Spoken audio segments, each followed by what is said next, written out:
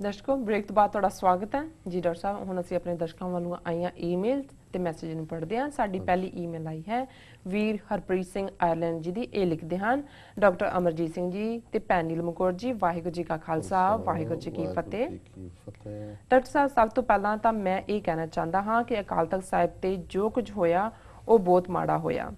ਇਹ ਗੱਲ मैं ਇੱਥੇ ही खत्म करनी चाहांगा क्योंकि इस विषय ते बहुत सारियां ईमेल्स आ चुकियां ਹਨ। ਹੁਣ मैं अपने विषय ਵੱਲ ਆਂਦਾ ਹਾਂ। ਡਾਕਟਰ ਸਾਹਿਬ ਜੀ 2 ਮਹੀਨੇ ਪਹਿਲਾਂ ਪੰਜਾਬ ਗਿਆ ਸੀ। ਪੰਥਕ ਕਾਰਜਾਂ ਵਿੱਚ ਜੁਟੇ ਵੀਰਾਂ ਨਾਲ ਮਿਲਣਾ ਮਿਲਾਉਣਾ ਤਾਂ ਹਰ ਵਾਰ ਹੁੰਦਾ ਹੀ ਹੈ, ਪਰ ਇਸ ਵਾਰ ਮੈਂ ਲੜਾਈ ਦਾ ਦੂਜਾ ਪੱਖ ਜਾਣਨ ਦੀ ਕੋਸ਼ਿਸ਼ ਕੀਤੀ।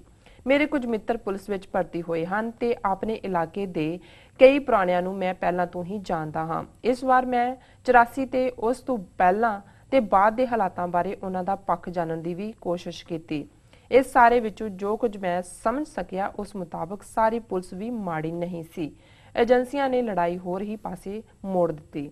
ਮਾਰਨ ਵਾਲੇ ਵੀ ਸਿੱਖ, ਮਰਨ ਵਾਲੇ ਵੀ ਸਿੱਖ, ਲੈ ਦੇ ਕੇ ਗਿਣਤੀ ਸਾਡੀ ਹੀ ਘਟੀ। ਖਾੜਕੂ ਸਿੰਘਾਂ ਨੂੰ ਹਰ ਵਰਦੀ ਵਾਲਾ ਆਪਣਾ ਦੁਸ਼ਮਣ ਦਿਖਣ ਲੱਗਾ ਤੇ ਪੁਲਿਸ ਵਾਲਿਆਂ ਨੂੰ ਹਰ ਖਾੜਕੂ ਆਪਣੀ ਤੇ ਆਪਣੇ ਪਰਿਵਾਰ ਦੀ ਜਾਨ ਦਾ ਦੁਸ਼ਮਣ। ਸੱਚੇ ਬੰਦੇ ਦੀ ਪਛਾਣ ਕਰਨੀ ਔਖੀ ਹੋ ਗਈ, ਜਿਸ ਦੇ ਨਤੀਜੇ ਵਜੋਂ ਨਿਰਦੋਸ਼ ਪੁਲਿਸ ਵਾਲਿਆਂ ਨੂੰ ਵੀ ਆਪਣੀਆਂ ਜਾਨਾਂ ਗਵਾਉਣੀਆਂ ਪਈਆਂ। ਕਈਆਂ ਨੇ ਮੈਨੂੰ ਆਪਣੇ ਨਿੱਜੀ ਤਜਰਬਿਆਂ ਚੋਂ ਦੱਸਿਆ ਕਿ ਉਹ ਸਿਰਫ ਸਿਵਲ ਕੱਪੜਿਆਂ 'ਚ ਹੋਣ ਕਰਕੇ ਹੀ ਬਚ ਗਏ, ਨਹੀਂ ਤਾਂ ਅੱਜ ਨੂੰ ਉਹ ਵੀ ਨਾ ਹੁੰਦੇ। ਕਈ ਤਾਂ ਲਹਿਰ ਨਾਲ ਹਮਦਰਦੀ ਰੱਖਣ ਵਾਲੇ ਵੀ ਸਨ, ਪਰ ਏਜੰਸੀਆਂ ਦੀ ਇਸ ਖੇਡ 'ਚ ਉਹ ਵੀ ਦੁਸ਼ਮਣ ਬਣ ਗਏ। ਡਾਕਟਰ ਸਾਹਿਬ, ਖਾੜਕੂ ਸਿੰਘ ਤੇ ਪੁਲਿਸ ਵਾਲੇ ਇਕੱਠੇ ਹੀ ਸਕੂਲਾਂ 'ਚ ਪੜ੍ਹੇ ਹੋਣਗੇ, ਇਕੱਠੇ ਹੀ ਖੇਡ ਕੇ ਜਵਾਨ ਹੋਏ ਹੋਣਗੇ, ਫਿਰ ਕਿਉਂ ਇਹ ਦੋਨੋਂ ਧਿਰਾਂ ਇੱਕ ਦੂਜੇ ਨੂੰ ਸਮਝ ਨਹੀਂ ਸਕੀਆਂ। ਮੰਨਿਆ ਕਿ ਹੁਕਮ ਸਾਰੇ ਉੱਪਰੋਂ ਹੀ ਆਉਂਦੇ ਸਨ ਤੇ ਸਵਾਰਥੀ ਸਿੱਖਾਂ ਦੀ ਬਹੁਤਾਤ ਸੀ, ਪਰ ਛੋਟੇ ਅਹੁਦੇ ਦੇ ਪੁਲਿਸ ਅਧਿਕਾਰੀਆਂ ਤਦ ਤੱਕ ਕਦੀ ਪਹੁੰਚ ਨਹੀਂ ਕੀਤੀ ਹੋਵੇਗੀ ਜੋ ਕਿ ਆਮ ਪੇਂਡੂ ਸਿੱਖ ਸਨ ਤੇ ਲਹਿਰ ਨਾਲ ਹਮਦਰਦੀ ਰੱਖਣ ਵਾਲੇ ਸਨ। ਡਾਕਟਰ ਸਾਹਿਬ, ਤੁਸੀਂ ਤੇ ਉਹ ਦੌਰ ਆਪਣੀ ਅੱਖੀਂ ਦੇਖਿਆ ਹੈ, ਅਸੀਂ ਤੇ ਉਦੋਂ ਜੰਮੇ ਵੀ ਨਹੀਂ ਸੀ। ਕੀ ਤੁਹਾਨੂੰ ਕਦੇ ਕੋਈ ਇਮਾਨਦਾਰ ਜਾਂ ਪੰਥ ਦਰਦੀ ਪੁਲਿਸ ਵਾਲਾ ਨਹੀਂ ਮਿਲਿਆ? ਡਾਕਟਰ ਸਾਹਿਬ, ਕਿ ਕਦੀ ਦੋਹਾਂ ਧਿਰਾਂ ਵੱਲੋਂ ਇੱਕ ਦੂਜੇ ਨੂੰ ਸਮਝਣ ਦੀ ਕੋਸ਼ਿਸ਼ ਹੋਈ ਸੀ, ਜਿੱਦਾਂ ਕਰਤਾਰ ਸਿੰਘ ਸਰਾਭੇ ਨੇ ਛਾਉਣੀਆਂ 'ਚ ਜਾ ਕੇ ਸਿੱਖ ਫੌਜੀਆਂ ਨੂੰ ਗਦਰ ਦੇ ਹੱਕ 'ਚ ਕਰ ਲਿਆ ਸੀ? ਕਿ ਕਦੀ ਖਾੜਕੂ ਧਿਰਾਂ ਵਿੱਚ ਇਸ ਬਾਬਤ ਕੋਈ ਮੀਟਿੰਗ ਹੋਈ? ਡਾਕਟਰ ਸਾਹਿਬ, ਸਰਾਭੇ ਵਰਗੀ ਯੋਗਤਾ ਵਾਲੇ ਕਈ ਸਿੰਘ ਉਦੋਂ ਵੀ ਸਨ ਤੇ ਹੁਣ ਵੀ ਹਨ। ਬਾਬੇ ਪਕਨਿਆਂ ਦੀ ਵੀ ਕਮੀ ਨਹੀਂ। ਫਿਰ ਆਪਾਂ ਕਿੱਥੇ ਮਾਰ ਖਾ ਗਏ? ਏਜੰਸੀਆਂ ਦੇ ਇਸ ਜਾਲ 'ਚ ਅਸੀਂ ਇੰਨੀ ਬੁਰੀ ਤਰ੍ਹਾਂ ਕਿੱਦਾਂ ਫਸ ਗਏ? ਇੱਕ ਹੋਰ ਬੇਨਤੀ ਹੈ ਡਾਕਟਰ ਸਾਹਿਬ ਕਿ TV 84 ਦਾ ਤੇ ਆਪਣੀ ਫੇਸਬੁੱਕ ID ਦਾ ਲਿੰਕ ਜੇ ਹੋ ਸਕੇ ਤਾਂ ਈਮੇਲ ਕਰ ਦਿਓ। ਮੈਂ ਲੱਭਣ ਦੀ ਕੋਸ਼ਿਸ਼ ਕੀਤੀ ਪਰ ਲੱਭ ਨਹੀਂ ਸਕਿਆ। ਮੈਂ ਆਪ ਜੀ ਦਾ ਬਹੁਤ ਧੰਨਵਾਦੀ ਹੋਵਾਂਗਾ। ਵਾਹਿਗੁਰੂ ਜੀ ਕਾ ਖਾਲਸਾ ਵਾਹਿਗੁਰੂ ਜੀ ਕੀ ਫਤਿਹ। ਜੀ ਡਾਕਟਰ ਸਾਹਿਬ। ਵੀਰ ਹਰਪ੍ਰੀਤ ਸਿੰਘ ਆਇਰਲੈਂਡ ਵਾਸੀ ਜਿਹੜੇ ਸਨ, ਹੁਣ ਅੱਜ ਕੱਲ੍ਹ ਇਹ ਸਟੱਡੀ ਲਈ ਵਿਸਕੌਨਸਨ ਆਏ ਹੋਏ ਨੇ ਜੀ। ਕਾਫੀ ਦੇਰ ਬਾਅਦ ਇਹਨਾਂ ਦੀ ਲਿਖਤ ਆਈ। ਮੈਨੂੰ ਫਿਕਰ ਵੀ ਸੀ ਕਿ ਸਭ ਠੀਕ ਠਾਕ ਹੋਏ, ਪਰ ਉਹਨੇ ਜਿਵੇਂ ਦੱਸਿਆ ਕਿ 2 ਮਹੀਨੇ ਪਹਿਲਾਂ ਪੰਜਾਬ ਗਏ ਸੀ, ਸੋ ਜ਼ਾਹਰ ਹੈ ਕਿ ਉੱਥੇ ਇਹਨਾਂ ਨੇ ਵਕਤ ਗੁਜ਼ਾਰਿਆ ਜੀ।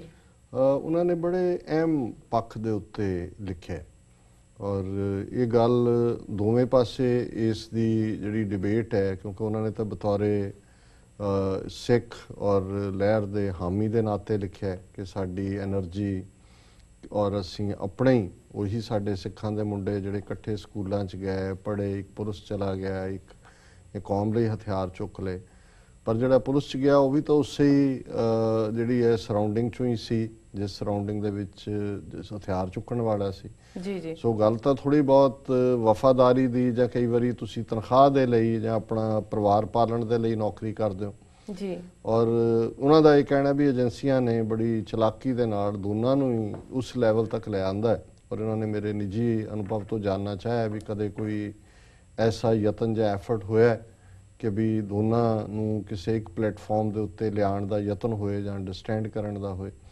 ਔਰ ਨਾਲ ਹੀ ਫਿਰ ਉਹਨਾਂ ਨੇ ਇਹ ਕਿਹਾ ਕਿ ਵੀ ਕਰਤਾਰ ਸਿੰਘ ਸਰਾਭਾ ਜਿਹੜੀ ਗਦਰ ਲਹਿਰ ਦੇ ਰੂਹੇ ਰਵਾਨ ਸੀ, ਯੰਗ 16-17 ਸਾਲ ਦਾ ਮੁੰਡਾ ਅਮਰੀਕਾ 'ਚੋਂ ਗਿਆ, ਕਿਵੇਂ ਉਹਨੇ ਜਾ ਕੇ ਛਾਉਣੀਆਂ ਦੇ ਵਿੱਚ ਜਿੱਥੇ ਜਿੱਥੇ ਸੀ ਫੌਜੀ ਸਿੱਖ ਫੌਜ ਖਾਸ ਤੌਰ 'ਤੇ ਉਹਨਾਂ ਨੂੰ ਤਿਆਰ ਕੀਤਾ ਸੀ ਗਦਰ ਦੇ ਲਈ, ਭਾਵੇਂ ਗੱਲ ਚੱਲੀ ਨਹੀਂ। ਸੋ ਉਹਨਾਂ ਦਾ ਇਹ ਕਹਿਣਾ ਹੈ ਕਿ ਵੀ ਕਹਿਣਾ ਉਹ ਇਹ ਚਾਹੁੰਦੇ ਨੇ ਵੀ ਉਹ ਵੀ ਤਾਂ ਆਰਮੀ ਦੇ ਲਈ ਸੀ, ਅੰਗਰੇਜ਼ਾਂ ਦੀ ਆਰਮੀ 'ਚ ਸੀ ਜੀ, ਤੇ ਜੇ ਉਹ ਤਿਆਰ ਹੋ ਸਕਦੇ ਸੀ ਤੇ ਅਸੀਂ ਕਿਸੇ ਲੈਵਲ ਤੇ ਉਹਨਾਂ ਤੱਕ ਪਹੁੰਚ ਕਿਉਂ ਨਹੀਂ ਕੀਤੀ ਜੀ। ਪਹਿਲਾਂ ਮੈਂ ਦੂਸਰਾ ਪੱਖ ਕਹਾਂ ਕਿ ਜਿਹੜੇ ਕ੍ਰਿਟਿਕ ਹੁੰਦੇ ਨੇ ਇਸ ਸਾਰੇ ਦੇ, ਉਹ ਤਾਂ ਇਸ ਐਂਗਲ ਤੋਂ ਸ਼ੁਰੂ ਕਰਦੇ ਨੇ ਕਿ ਜੀ ਦੇਖੋ ਸਿੱਖਾਂ ਨੇ 80% ਉੱਥੇ ਪੁਲਿਸ ਦੇ ਵਿੱਚ ਸਿੱਖ ਨੇ ਤੇ ਟੌਰਚਰ ਤਾਂ ਸਿੱਖਾਂ ਨੇ ਕੀਤਾ, ਸਿੱਖਾਂ ਨੇ ਹੀ ਮਾਰਿਆ। ਸੋ ਜ਼ਾਹਰ ਹੈ ਇਹ ਕੋਈ ਸਟੇਟ ਨਾਲ ਲੜਾਈ ਨਹੀਂ ਹੋਏਗੀ, ਲਾਅ ਐਂਡ ਆਰਡਰ ਦੀ ਲੜਾਈ ਹੋਏਗੀ ਕਿ ਉਹ ਲਾਅ ਭੰਗ ਕਰਨ ਵਾਲੇ ਸੀ, ਉਹ ਲਾਅ ਨੂੰ ਜਿਹੜਾ ਹੈ ਉਹ ਓਬੇ ਕਰਵਾਉਣ ਵਾਲੇ ਸੀ। ਸੋ ਉਹ ਇਹਦੇ ਚੋਂ ਸਾਡੀ ਜਦੋਂ ਇੱਕ ਨੈਗੇਟਿਵ ਪਾਰਟ ਕਹਿੰਦੇ ਨੇ ਲਓ ਜੀ ਸਿੱਖਾਂ ਨੇ ਹੀ ਸਿੱਖਾਂ ਨੂੰ ਟੌਰਚਰ ਕੀਤਾ। ਹੁਣ ਇਹਦੇ ਦੇਖੋ ਹਮੇਸ਼ਾ ਅੰਗਰੇਜ਼ਾਂ ਦੇ ਨਾਲ ਮੈਂ ਇਸ ਨੂੰ ਇਸ ਲਈ ਵੀ ਤੁਲਨਾ ਨਹੀਂ ਕਰਨਾ ਚਾਹੁੰਦਾ ਕਿ ਉਹ ਏਲੀਅਨ ਸੀ, ਦੂਸਰੇ ਸੀ। ਉਹਨਾਂ ਦੀ ਭਾਵੇਂ ਕੁਰਬਾਨੀਆਂ ਸਭ ਤੋਂ ਜ਼ਿਆਦਾ ਜਿਹੜੀਆਂ ਨੇ ਆਜ਼ਾਦੀ ਦੇ ਲਈ ਅੰਗਰੇਜ਼ਾਂ ਤੋਂ ਸਿੱਖਾਂ ਨੇ ਕੀਤੀਆਂ, ਪਰ ਹਿੰਦੂ ਜਾਂ ਮੁਸਲਮਾਨ ਵੀ ਜਿਹੜੇ ਸਨ ਉਹ ਅੰਗਰੇਜ਼ਾਂ ਨੂੰ ਨਫ਼ਰਤ ਕਰਦੇ ਸਨ, ਕਿਉਂਕਿ ਹੈ ਤਾਂ ਅਲਟੀਮੇਟਲੀ ਉਹ ਰੂਲਰ ਸੀ। ਉਹਨਾਂ ਨੇ ਆ ਕੇ ਬਾਹਰੋਂ ਆ ਕੇ ਉੱਥੇ ਬਣਾਇਆ ਹੋਇਆ ਸੀ। ਉਹਨਾਂ ਦੀ ਡਿਸਟਿੰਕਸ਼ਨ ਵੀ ਸੀ ਕਿ ਉਹ ਗੋਰੇ ਸੀ, ਉਹਨਾਂ ਦੀ ਇੱਕ ਵੱਖਰੀ ਨਸਲ, ਵੱਖਰਾ ਸੱਭਿਆਚਾਰ, ਉਹ ਬਾਕੀਆਂ ਦੇ ਵਿੱਚ ਮਿਕਸ ਨਹੀਂ ਸੀ ਹੋਏ। ਕੋਈ ਇਹ ਨਹੀਂ ਸੀ ਕਿ ਵੀ ਕੋਈ ਕਨਫਿਊਜ਼ਨ ਸੀ ਜੀ। ਹੁਣ ਜੇ ਅਸੀਂ ਇਵਨ ਪੁਲਿਸ ਦੀ ਗੱਲ ਵੀ ਕਰੀਏ, ਜੇ ਅੰਗਰੇਜ਼ ਕਾਮਯਾਬੀ ਦੇ ਨਾਲ ਇੱਥੇ 200 ਸਾਲ ਰੈਸਟ ਆਫ ਇੰਡੀਆ ਤੇ 98 ਸਾਲ ਪੰਜਾਬ 'ਚ ਰਾਜ ਕਰ ਸਕੇ, ਤੇ ਉਹਨਾਂ ਨੇ ਇੱਕ ਐਸੀ ਮਸ਼ੀਨਰੀ ਕ੍ਰੀਏਟ ਕੀਤੀ ਜਿਹੜੀ ਕਿ ਫੁੱਲੀ ਲਾਇਲ ਸੀ ਟੂ ਦਾ ਸਟੇਟ ਜੀ, ਬਿਨਾਂ ਇਹ ਜਾਣੇ। ਉਹ ਇਹੀ ਕਾਰਨ ਸੀ ਕਿ ਜਲਿਆਂਵਾਲੇ ਬਾਗ 'ਚ ਵੀ ਗੋਲੀ ਚਲਾਉਣ ਵਾਲੇ ਆਪਣੇ ਜੈਤੋ ਦੇ ਮੋਰਚੇ ਦੀ ਅਸੀਂ ਗੱਲ ਕਰਦੇ ਹਾਂ, ਉਹ ਨਾਭੇ ਦਾ ਲੋਕਲ ਰਾਜਾ ਗੁਰਦਿਆਲ ਸਿੰਘ, ਉਹਨਾਂ ਦਾ ਪੁਲਸੀਆ ਜਿਹੜਾ ਸੁਪਰਡੈਂਟ ਸੀ ਜਾਂ ਕੌਣ ਸੀ, ਉਹੀ ਗੋਲੀ ਚਲਾਉਣ ਵਾਲੇ ਸੀ। ਸੋ ਬਹੁਤ ਵਾਰੀ ਅਦਰਵਾਈਜ਼ 40-50 ਹਜ਼ਾਰ ਗੋਰਾ 33 ਕਰੋੜ ਤੇ ਕਿਵੇਂ ਰੂਲ ਕਰਦਾ ਰਹੇ।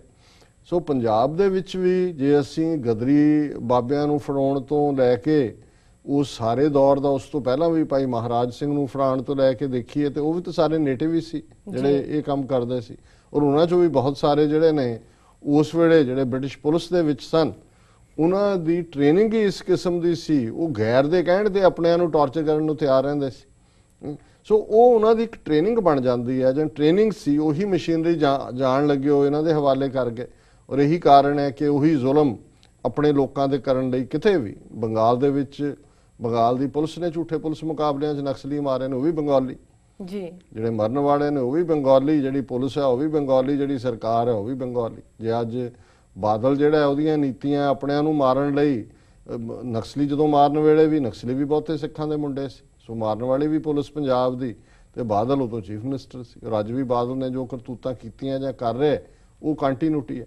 ਪਰ ਜਿਹੜੀ ਉਹਨਾਂ ਦੀ ਜਿਸਟ ਹੈ, ਔਰ ਮੈਂ ਇਹ ਬਿਲਕੁਲ ਇਹਨਾਂ ਦੇ ਨਾਲ ਸਹਿਮਤ ਹੈ ਕਿ ਪੰਜਾਬ ਪੁਲਿਸ ਦੇ ਵਿੱਚ ਬਹੁਤ ਵੱਡੇ ਤਬਕੇ 'ਚ ਪੰਜਾਬ ਪੁਲਿਸ ਦੇ ਲਹਿਰ ਦੇ ਨਾਲ ਵੀ ਹਮਦਰਦੀ ਸੀ। ਔਰ ਜਿਹੜੇ ਸਾਡੇ ਲਹਿਰ ਦੇ ਵਿੱਚ ਆਏ ਖਾੜਕੂ ਯੋਧੇ ਜਿਹੜੇ ਕਾਫੀ ਸਮਾਂ ਸੇਫਲੀ 10-10, 12-12 ਸਾਲ, ਜਿਵੇਂ ਬਾਬਾ ਮਾਨੂ ਚਾਲ ਨੇ 1978 ਦੇ ਵਿੱਚ ਸਾਹਮਣੇ ਆਉਂਦੇ ਨੇ, 1992-93 'ਚ ਉਹਨਾਂ ਦੀ ਸ਼ਹਾਦਤ ਹੁੰਦੀ ਹੈ। ਭਾਈ ਸੁਖਦੇਵ ਸਿੰਘ ਬੱਬਰ ਨੇ ਔਰ ਜਨਰਲ ਲਾਭ ਸਿੰਘ ਵੀ ਕਾਫੀ ਲੰਮਾ ਚਿਰ ਉਹਦਾ ਆਈ ਪੁਲਿਸ 'ਚੋਂ ਸੀ ਜੀ। ਇਹ ਜੇ ਸਰਵਾਈਵ ਵੀ ਕਰਦੇ ਰਹੇ ਤਾਂ ਉਹਦਾ ਵੱਡਾ ਕਾਰਨ ਇਹ ਸੀ ਕਿ ਹਮਦਰਦੀ ਸੀ ਪੁਲਿਸ।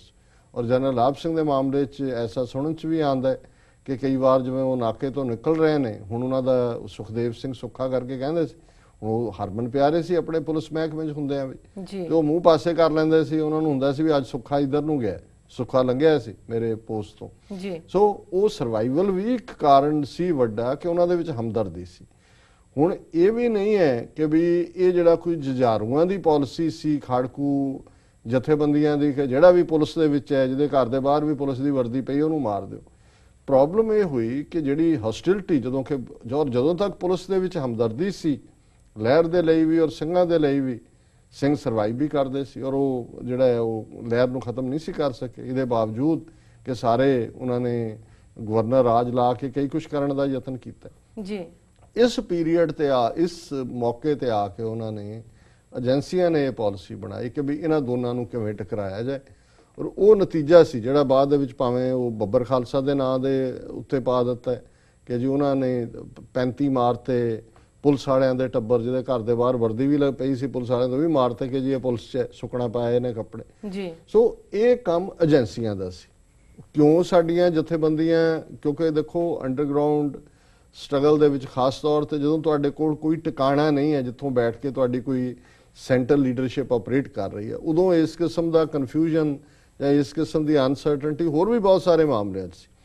ਔਰ ਉਹਦਾ ਨਤੀਜਾ ਇਹ ਹੋਇਆ ਵੀ ਜਦੋਂ ਇਹ ਡਾਇਰੈਕਟ ਏਜੰਸੀਆਂ ਨੇ ਪੁਲਿਸ ਵਾਲਿਆਂ ਨੂੰ ਅਟੈਕ ਕਰਕੇ ਜੁਝਾਰੂਆਂ ਦੇ ਖਾਤੇ 'ਚ ਪਾਣਾ ਸ਼ੁਰੂ ਕਰ ਦਿੱਤਾ ਹੈ ਕਿ ਜੀ ਇਹਨਾਂ ਨੇ ਕੀਤਾ ਹੈ, ਫਿਰ ਜਿਹੜੇ ਨਹੀਂ ਵੀ ਸੀ ਉਹਨਾਂ ਨੂੰ ਇਹ ਸੀ ਵੀ ਇਸ ਤੋਂ ਪਹਿਲਾਂ ਕੋਈ ਸਾਨੂੰ ਮਾਰ ਦੇਣ, ਹੁਣ ਮਾਰ ਦਿਓ ਜਿਹੜਾ ਸਾਹਮਣੇ ਆਉਂਦਾ ਜੀ। ਸੋ ਇਹ KP ਗਿੱਲ ਦਾ ਇੱਕ ਹਥਿਆਰ ਸੀ ਜਿਹੜਾ ਉਹਨੇ ਵਰਤਿਆ ਉਸ ਹਥਿਆਰ ਦੇ ਵਿੱਚ ਉਹ ਕਾਮਯਾਬ ਰਿਹਾ ਕਿ ਜਿਹੜੀ ਇੱਕ ਪੂਰੀ ਦੀ ਪੂਰੀ ਜਿਹੜੀ ਫਿਰ ਪੁਲਿਸ ਫੋਰਸ ਸੀ ਉਹਦੇ ਥੱਲੇ ਉਹਨਾਂ ਨੇ ਜਿਹੜਾ ਉਹ ਇੱਕ ਹੌਸਟਿਲਿਟੀ ਦੇ ਨਾਲ, ਦੁਸ਼ਮਣੀ ਦੇ ਨਾਲ ਉਹਨਾਂ ਨੇ ਸਿੱਖ ਜੁਝਾਰੂਆਂ ਨੂੰ ਟਾਰਗੇਟ ਕੀਤਾ, ਸਿਵਿਲੀਅਨਸ ਨੂੰ ਟਾਰਗੇਟ ਕੀਤਾ।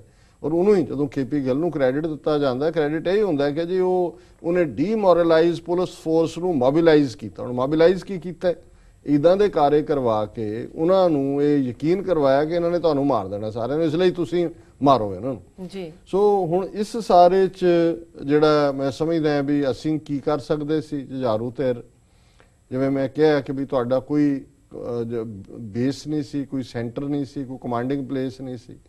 ਜੇ ਕਿਸੇ ਨੇ ਕਿਹਾ ਵੀ ਕੋਈ ਬਿਆਨ ਆਇਆ ਵੀ ਮੀਡੀਆ ਉਹਨੂੰ ਪਿਕ ਨਹੀਂ ਸੀ ਕਰਦਾ ਜੀ। ਸੋ ਇਹ ਜਿਹੜਾ ਪਾਰਟ ਹੈ ਇਹ ਸਾਨੂੰ ਬਹੁਤ ਮਹਿੰਗਾ ਪਿਆ। ਔਰ ਇਹਦੇ 'ਚ ਜਿਹੜੇ ਜ਼ੁਲਮ ਕਰਨ ਵਾਲੇ ਨੇ ਪੁਲਸੀਏ ਜਿਹੜੇ ਰੱਖੇ ਹੋਏ ਸੀ, ਪਹਿਲਾਂ KP ਗਿੱਲ ਜਾਂ ਉਸ ਤੋਂ ਪਹਿਲਾਂ ਰਵੈਰੋ ਨੇ, ਜਾਂ ਜਿਹੜੇ ਕਿਲਰ ਸੁਰਜੀਤ ਗਰੇਵਾਲ ਜਾਂ ਉਹ ਮਰ ਗਿਆ ਘੋਟਣਾ, ਸਵਰਨਾ ਘੋਟਣਾ, ਔਰ ਇਹ ਸੁਮੇਧ ਸੈਣੀ, ਇਜ਼ਹਾਰ ਆਲਮ, ਇਹ ਗਿਣਤੀ ਚੁਣਤੀ ਦੇ ਨਾਂ ਸੀ। ਔਰ ਉਹਨਾਂ 'ਚ ਵੀ ਉਹਨਾਂ ਦੇ ਟਾਰਚਰਰ ਕਿਹੜੇ ਨੇ, ਮੈਜੋਰਿਟੀ ਜਿਹੜੇ ਈਵਨ ਉਹਨਾਂ ਟਾਰਚਰ ਸੈਂਟਰ 'ਚ ਵੀ ਲੱਗੇ ਸੀ। ਜੇ ਬੰਦਾ ਫੜ ਕੇ ਲਿਆਂਦਾ ਜਾਂ ਦੂਜਾ, ਉਹ ਹਮਦਰਦ ਪੁਲਿਸ ਵਾਲਾ ਹੀ ਜਿਹੜਾ ਉਹ ਕਿਸੇ ਨਾ ਕਿਸੇ ਬਹਾਨੇ ਪਰਿਵਾਰ ਤੱਕ ਸੁਨੇਹਾ ਪਹੁੰਚਾ ਦਿੰਦਾ ਸੀ ਜੀ ਕਿ ਜੀ ਤੁਹਾਡਾ ਆ ਬੰਦਾ ਆ ਪਿੰਡ ਦਾ, ਉਹ ਵੀ ਅੰਦਰ ਲੱਗ ਜਾਂਦਾ ਸੀ, ਹਮਦਰਦੀ ਵੀ ਕਰਦੇ ਸੀ। ਜੇ ਉਹ ਟਾਰਚਰ ਕਰਕੇ ਗਏ ਨੇ, ਬਾਹਾਂ ਸੁੱਜੀਆਂ ਹੋਈਆਂ ਨੇ, ਰੋਲਰ ਫੇਰਿਆ ਹੋਇਆ ਪੱਟਾਂ ਤੇ, ਦੂਜਾ ਉਹੀ ਜਿਹੜੇ ਸਿੰਪੈਥੈਟਿਕ ਪੁਲਿਸ ਵਾਲੇ ਨੇ ਕਈ ਵਾਰੀ ਵਿਚਾਰੇ ਆਪ ਮਾਲਸ਼ਾਂ ਕਰਦੇ ਸੀ ਔਰ ਆਪ ਉਹਨੂੰ ਜਿਹੜੀ ਹੈ ਕੋਈ ਚੰਗਾ ਦੁੱਧ ਲਿਆ ਕੇ ਜਾਂ ਦੇਣਾ ਕਿ ਵੀ ਤੂੰ ਜ਼ਰਾ ਹੋ, ਹਮਦਰਦੀ ਵੀ ਕਰਨੀ ਉਹਨਾਂ ਨੇ, ਨੌਕਰੀ ਕਰਦੇ ਸੀ। ਇਹਦੇ 'ਚ ਕੋਈ ਸ਼ੱਕ ਨਹੀਂ ਹੈ ਕਿ ਵੱਡਾ ਹਿੱਸਾ ਜਿਹੜਾ ਸੀ ਉਸ ਲੈਵਲ ਦੇ ਉੱਤੇ। ਔਰ ਇਸੇ ਤਰ੍ਹਾਂ ਈਵਨ ਆਲਾ ਆਫੀਸਰ ਵੀ ਪੁਲਿਸ ਦੇ ਕਈ ਤਾਂ ਪ੍ਰੀ ਰਿਟਾਇਰਮੈਂਟ ਲੈ ਲਈ ਉਹਨਾਂ ਨੇ, ਕਿ ਜਿਹੜੇ ਮੈਂ ਨਾਂ ਗਿਣਾਏ ਨੇ ਉਹਨਾਂ 'ਚ 5-7 ਹੋਰ ਜੋੜ ਲਓ, ਲੇਕਿਨ ਸੈਂਕੜਿਆਂ ਦੀ ਗਿਣਤੀ 'ਚ ਪੁਲਿਸ ਅਫਸਰ ਸੀ। ਕੋਈ ਸਾਰਿਆਂ ਨੇ ਤਾਂ ਜ਼ੁਲਮ ਨਹੀਂ ਕੀਤੇ, ਉਹਨਾਂ ਨੇ ਵੀ ਉਨੇ ਕੁ ਮਾਰਕ ਕਰਕੇ ਉਹਨਾਂ ਨੂੰ ਉਨਿਆਂ ਕੀ ਜ਼ਿਲ੍ਹਿਆਂ 'ਚ ਲਾਇਆ।